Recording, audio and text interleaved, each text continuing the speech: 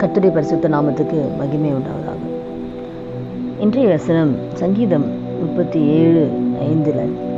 உன் வழியை கர்த்தருக்கு ஒப்புவித்து அவர் மேல் நம்பிக்கையாயிரு, அவரே காரியத்தை வாய்க்க பண்ணுவார்.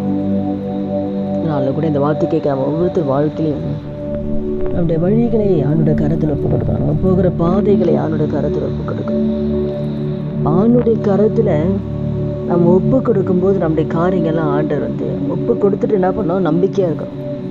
நம்முடைய பிரச்சனைகளை, நம்முடைய வேதனைகளை, நம்முடைய தேவைகளை, நம்முடைய வியாதிகளை, எந்தெந்த காரியெல்லாம் நம்ம பாடுபட்டு இருக்கிறோமோ, கலங்கி கொண்டு இருக்கிறோமோ, அந்த காரியங்கள்லாம் ஆணோட கரத்தில் ஒப்படைச்சிட்டு நம்ம நம்பிக்கையாக இருக்கணும்.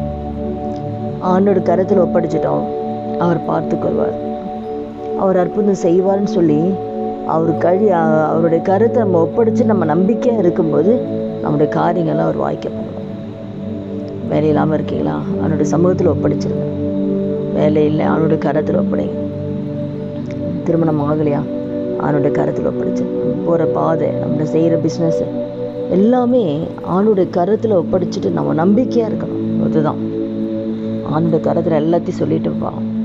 இனிமேல் அவர் பார்த்துக்கொள், அவர் நடத்துவார், அவர் அற்புதத்தை செய்வார்னு சொல்லி நம்பிக்கையாக இருக்கும்போது அவரே காரியத்தை வாங்கி போனார். உண்மை உறுதியாய் பற்றி கொண்ட மனதை உடையவன் உண்மையே நம்பியிருக்கிறபடியா. ஆண்டவரே நம்பி இருக்கும்போது நான் வாழ்க்கிறேன். அந்த அற்புதத்தை செய்வார், சமாதானத்தை கொடுப்பார், தேவைகளை சந்திப்பார். எந்த காரியங்கள் ஆண்டு சமூகத்தில் நம்ம கேட்டது அந்த செய்வான்ற நம்பிக்கையாக இருக்கிறோமோ அந்த காரியத்தில் தேவன் அற்புதம் செய்வார். ஜெபிக்கலாமா? நம்மளோட எல்லா பிரச்சனைகளும் எல்லா காரியம் ஆளுடைய ஒப்படைச்சிருங்க. கர்த்தர் எல்லாத்தையும் வாய்க்க பண்ணுவார். துதிகள் மத்தியில் வாசம் நல்ல தகப்பனே, இயேசு நாமத்தில் சமூகத்தில் வருகிறோம்.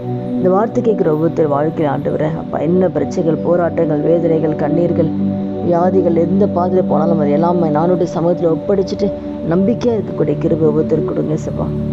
அவன் ஒவ்வொருத்தர் வாழ்க்கைகளுக்கு எல்லா காரியங்கள், எல்லா ஜபங்களுக்கு பதில் கொடுத்து அவருடைய காரியங்களை நீ வாய்க்க செய்ய போகிறபடினால உங்களுக்கு நன்றி செலுத்தும். வேலையை வாய்க்க செய்ய போறீங்க, திருமணத்தை வாய்க்க செய்ய போறீங்க. என்னென்ன காரியங்களாம் அப்படி சமூகத்தில் ஜெபிக்கிறார்களோ அத்தனை ஜபங்களுக்கு கர்த்தர் பதில் கொடுக்க போறீங்கப்பா. அதற்காக நமக்கு கூடி இயேசு நாமத்தில் ஜெபிக்கிறோம் நல்ல பிதாவே, ஆமென். கர்த்தர் நாமத்துக்கு மகிமை உண்டாகும்.